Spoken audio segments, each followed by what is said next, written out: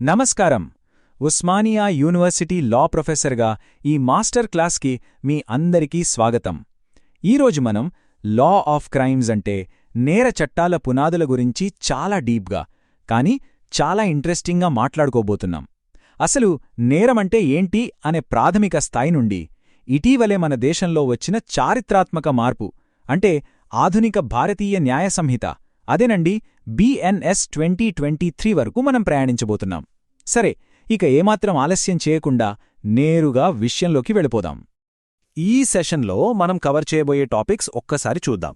ముందుగా నేరం అనే కాన్సెప్ట్, ఆ తర్వాత క్రైమ్కి టాట్కి మధ్య తేడా, ఒక నేరం జరగడానికి కావలసిన ఎలిమెంట్స్, దాని వివిధ దశలు, అలాగే పాత ఐపీసీ నుంచి కొత్త BNS చట్టానికి జరిగిన మార్పులు, ఫైనల్గా BNSలోని మొదటి 3 సెక్షన్లు. ఇది మన ప్లాన్. స్టార్ట్ చేద్దామా? రైట్. మన మొదటి టాపిక్ నేరం అనే భావన. అసలు కాన్సెప్ట్ ఆఫ్ క్రైమ్ అంటే ఏంటి? ఒక్కసారి ఆలోచించండి. మన లైఫ్లో పొరపాటునే ఎవరికైనా చిన్న హాని జరిగితే అది నేరమేనా? అదే హానిని నెలలు తరబడి ప్లాన్ చేసి కావాలని చేస్తేనో? చూసారా, ఇక్కడ లాజిక్ ఏంటంటే నష్టం ఒక్కటే కాదు, ఆ నష్టం వెనుక ఉన్న ఉద్దేశం లేదా ఇంటెన్షన్ ఏంటి అనేది చాలా ముఖ్యం. బయటకి రెండు పనులు ఒకేలా కనిపించొచ్చు, కానీ మనసులో ఏముంది అన్నదే దాన్ని నేరంగా మారుస్తుందా లేదా అనేది డిసైడ్ చేస్తుంది. లీగల్గా చెప్పాలంటే చట్టం దేన్నైతే చెయ్యకూడదో అని నిషేధించిందో, ప్రభుత్వం దేనికైతే శిక్ష విధిస్తుందో దాన్నే మనం నేరం అంటాం. ఇక్కడొక ఇంట్రెస్టింగ్ పాయింట్ ఉంది, గమనించారా? ఒకరిపై నేరం జరిగితే చట్టం దాన్ని కేవలం ఆ వ్యక్తిపై జరిగినట్టు చూడదు, మొత్తం సొసైటీ మీదే జరిగిన దాడిగా భావిస్తుంది. అందుకే క్రిమినల్ కేసుల్లో బాధితుడి తరపున స్వయంగా ప్రభుత్వమే కోర్టులో నిలబడుతుంది. It's a crime against society అన్నమాట. ఇక మన రెండో టాపిక్ క్రైమ్ వర్సెస్ టార్ట్. ఈ రెండింటి మధ్య తేడా ఏంటో చూద్దాం. ఇది చాలా క్రూషియల్ డిఫరెన్స్ అండి. రెండూ చట్ట వ్యతిరేకమైనవే అయినా లీగల్ సిస్టమ్ వాటిని డీల్ చేసే విధానం కంప్లీట్గా వేరు. క్రైమ్ అనేది పబ్లిక్ రాంగ్, అంటే సమాజంపై జరిగిన తప్పు. ఇక్కడ శిక్షించడమే మెయిన్ గోల్. అందుకే నేరాన్ని ఎలాంటి అనుమానాలకు తావులేకుండా బియాండ్ రీజనబుల్ డౌట్ నిరూపించాలి. కానీ టాట్ అనేది ప్రైవేట్ రాంగ్, ఇద్దరు వ్యక్తుల మధ్య జరిగే సివిల్ గొడవ ఇది. ఇక్కడ ఎవరికి నష్టం జరిగిందో వాళ్లే స్వయంగా దావా వేస్తారు. వాళ్ల ఉద్దేశం పరిహారం లేదా కాంపెన్సేషన్ పొందడం. ఇక్కడ ఆధారాలు ఎవరివైపు ఎక్కువగా ఉంటే వాళ్లకే ఫేవర్గా జడ్జ్మెంట్ వస్తుంది. దీన్నే బ్యాలెన్స్ ఆఫ్ ప్రొబబిలిటీస్ అంటాం. ఇప్పుడు మూడో సెక్షన్లోకి వెళ్దాం. ఎలిమెంట్స్ ఆఫ్ క్రైమ్ అంటే ఒక నేరానికుండే శరీర నిర్మాణం, దాని అనాటమీ గురించి మాట్లాడుకుందాం. మనకి శరీరం, మెదడు ఎలా ఉన్నాయో నేరానికి కూడా అవే ఉంటాయి తెలుసా? లా స్టూడెంట్స్కి బాగా తెలిసిన ఒక ఫేమస్ లాటిన్ కొటేషన్ ఉంది, యాక్టస్ నాన్ ఫాసిట్ రియం నిసి మెన్సిట్రియా. అంటే కేవలం ఒక పని చేయడం మాత్రమే ఒకరిని దోషిగా మార్చదు, ఆ పని చేసేటప్పుడు వాళ్ల మనస్సు కూడా నేరపూరితంగా ఉండాలి. ఇది మన క్రిమినల్ జ్యూరిస్ప్రుడెన్స్కే ఒక పునాది రాయిలాంటిది. దీన్నే ఇంకా సింపుల్గా చెప్పాలంటే ఇక్కడ రెండు మెయిన్ పార్ట్సున్నాయి. ఫస్ట్ ది యాక్టస్ రియస్, అంటే ఫిజికల్గా జరిగే తప్పు పని. ఫర్ ఎగ్జాంపుల్, ఒక వ్యక్తి ఇంకొకరిని నదిలోకి తోసేయడం. సెకండ్ పార్ట్ మెన్స్రియా, అంటే గిల్టీ మైండ్ లేదా నేరపూరితమైన మనసు. అది కావాలని చేయొచ్చు, నిర్లక్ష్యంతో చేయొచ్చు, లేదా తెలిసి కూడా చేయొచ్చు. రూల్ ఏంటంటే ఈ రెండూ ఒకేసారి జరగాలి. అయితే ఇక్కడొక చిన్న ఎక్సెప్షన్ ఉంది.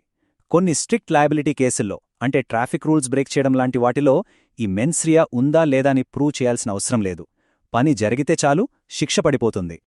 నెక్స్టు 4వ సెక్షన్కొద్దాం. నేరం యొక్క దశలు. ఒక నేరం ఏ ఏ దశల గుండా ప్రయాణిస్తుందో చూద్దాం. ఒక నేరం సడన్గా జరిగిపోదు కదా, దానికి 4 స్టేజెస్ ఉంటాయి. ఫస్ట్ది ఇంటెన్షన్, మనసులో ఒక ఐడియా రావడం. మనసులో ఉన్నంతవరకు లా ఎవరిని ఏమీ చేయదు. సెకండ్ది ప్రిపరేషన్, ఆ నేరం చేయడానికి కావలసినవి సమకూర్చుకోవడం. జనరల్గా ఈ స్టేజ్లో కూడా శిక్ష పడదు.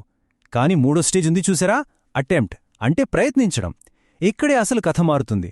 ఎందుకంటే ప్రిపరేషన్ దాటి ఆ నేరం చేయడానికి నేరస్తుడు ప్రత్యక్షంగా అడుగు ముందుకేశాడు కాబట్టి ఇది ముమ్మాటికి శిక్షార్హమైనది. ఇక లాస్ట్ది కమిషన్, నేరాన్ని సక్సెస్ఫుల్గా కంప్లీట్ చేయడం. ఇక్కడ చట్టం తన పూర్తి పవర్ చూపిస్తుంది, ఫుల్ పెనాల్టీ పడుతుంది.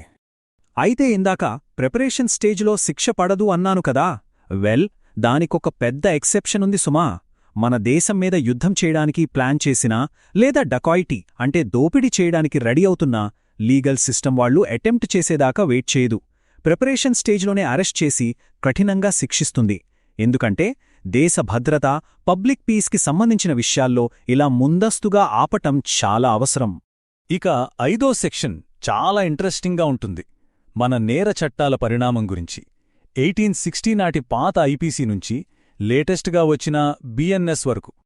చాలామంది ఏమనుకుంటారంటే ఇది జస్ట్ పాత చట్టానికి కొత్త పేరు పెట్టడమే కదా అని. No way. బిఎన్ఎస్ అనేది ఒక కంప్లీట్ ఓవర్హాల్. మన క్రిమినల్ జస్టిస్ సిస్టమ్ మొత్తాన్ని రీఆర్గనైజ్ చేస్తూ కొత్త డెఫినిషన్స్తో పాటు సబ్స్టాంటివ్ క్రిమినల్ చట్టాన్ని పూర్తిగా ఆధునీకరించిన చారిత్రాత్మక మార్పు ఇది. ఒక్కసారి ఈ రెండింటిని కంపేర్ చేసి చూద్దాం. పాత ఐపీసీ అనేది బ్రిటిష్ కాలం నాటిది. అది ఇండియన్స్ని కేవలం సబ్జెక్ట్స్లా చూస్తూ వాళ్లని కంట్రోల్ చేసి బ్రిటిష్ ఇంట్రెస్ట్లను కాపాడటానికి డిజైన్ చేయబడింది. అందులో చాలా పాతబడిపోయిన, క్లారిటీ లేని పదాలుండేవి. కాని కొత్త భారతీయ న్యాయ సంహిత అలా కాదు. ఇది హ్యూమన్ రైట్స్ని బేస్ చేసుకుని బాధితులకు న్యాయం జరిగేలా డిజైన్ చేయబడింది. ఒక పక్క దేశ సార్వభౌమాధికారాన్ని రక్షిస్తూనే మరోపక్క డిజిటల్ క్రైమ్స్ లాంటి మోడర్న్ ప్రాబ్లమ్స్ని ఇందులో పొందుపరిచారు. కన్సెంట్ లాంటి సెన్సిటివ్ ఇష్యూస్ని చాలా స్పష్టంగా డిఫైన్ చేశారు. ఇక మన లాస్ట్ సెక్షన్లోకొచ్చేసాం. ఈ కొత్త బిఎన్ఎస్ చట్టాన్ని ఆచరణలో ఎలా అప్లై చేస్తారో, ముఖ్యంగా మొదటి 3 సెక్షన్లో.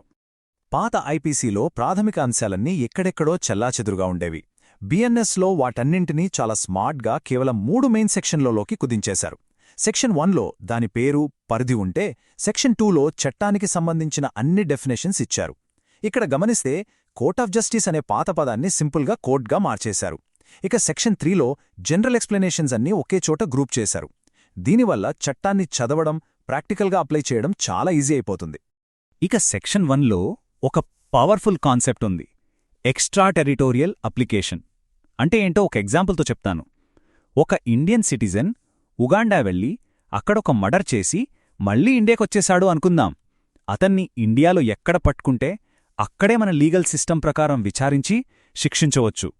చూశారా, నేరం వేరే దేశంలో జరిగినా నిందితుడు మనవాడైతే మన చట్టం తన పవర్ని అక్కడ కూడా చూపిస్తుంది. It's fascinating, right? అలాగే సెక్షన్ 3 చూస్తే టెక్స్ట్ని ఎంత మోడర్నైజ్ చేశారో మనకు క్లియర్గా తెలుస్తుంది. ఇక్కడ నేనొక స్పెసిఫిక్ చేంజ్ గురించి చెప్పాలి. సెక్షన్ 3 సబ్సెక్షన్ 3లో వైఫ్ లేదా భార్య అనే పదాన్ని తీసేసి దాని ప్లేస్లో జీవిత భాగస్వామి అంటే స్పౌజ్ అనే పదాన్ని పెట్టారు. ఒక్క పదం మారడం వల్ల చట్టం ఎంత జెండర్ న్యూట్రల్గా మారిపోయిందో గమనించారా? అంటే ఆస్తి ఎవరి పేరు మీదున్నా ఇద్దరికీ సమాన హక్కులుంటాయి అని. ఇది సమానత్వాన్ని ప్రోత్సహిస్తోంది. సో ఫైనల్గా ఒక్క మాట, వలసవాదపు కంట్రోల్ నుంచి ఆధునికమైన రైట్స్ బేస్డ్ సిస్టమ్ వైపు మన లీగల్ సిస్టమ్ చాలా పెద్ద అడుగు వేసింది. మరి ఈ కొత్త బిఎన్ఎస్ చట్టంలోని ఈ పదునైన ఖచ్చితమైన డెఫినిషన్స్ని మన కోర్టులు భవిష్యత్తులో ఎలా ఇంటర్ప్రెట్ చేస్తాయి, ఒక నేరాన్ని ఎలా పోస్ట్మార్టం చేస్తాయి? ఆలోచించండి. ఈ లీగల్ షిఫ్ట్ కేవలం లాయర్లకే కాదు, మన అందరికీ చాలా ఇంపార్టెంట్. సరే, ఈ డీప్ డైవ్ సెషన్ని ఎంజాయ్ చేశారని ఆశిస్తున్నాను. మళ్ళీ కలుద్దాం.